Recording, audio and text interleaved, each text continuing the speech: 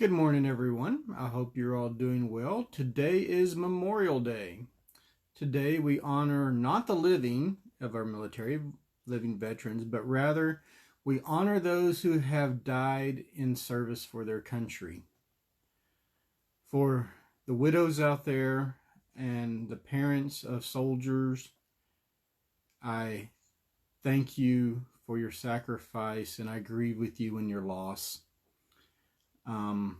I've known some guys and anyway, we're not going to get into that.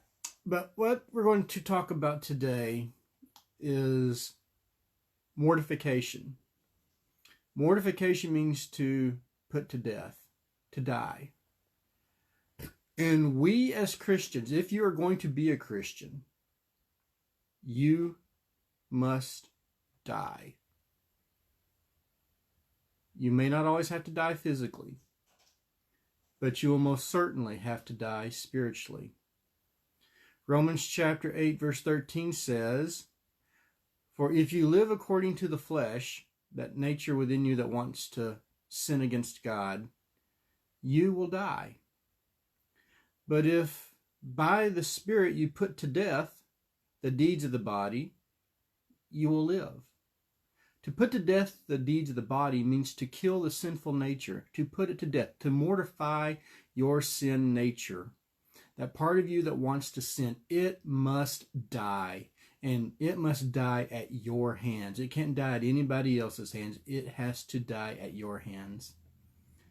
You have to get up every day and say, "I'm going to live for Jesus.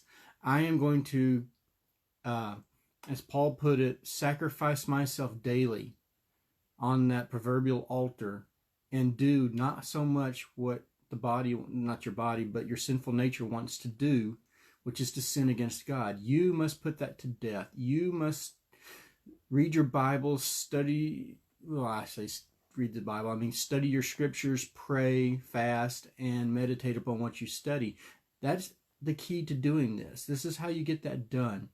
So put to death that sinful nature so that you might live spiritually.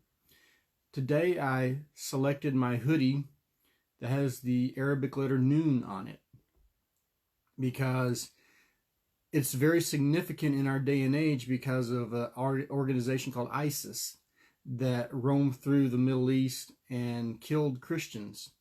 They would go house to house and they would mark the Christians with the letter Nun for Nazarene, meaning Jesus.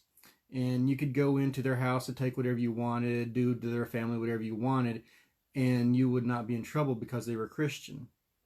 A lot of people died, and very few people know of this.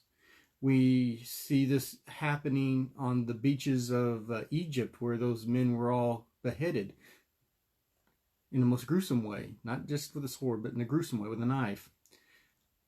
We are a persecuted people. And in order to survive something like this, if we are called to give our life and die physically, then we must have died spiritually. Otherwise, we won't be able to do it. And as we remember the guys who have fallen and the ladies who have fallen in combat, remember, you also, in order to live for Christ, must die. You have to mortify your flesh. That's a real word. Mortify your flesh. Mortify your sinful nature. And with that, I'm going to say have a good one because obviously I'm getting tongue-tied.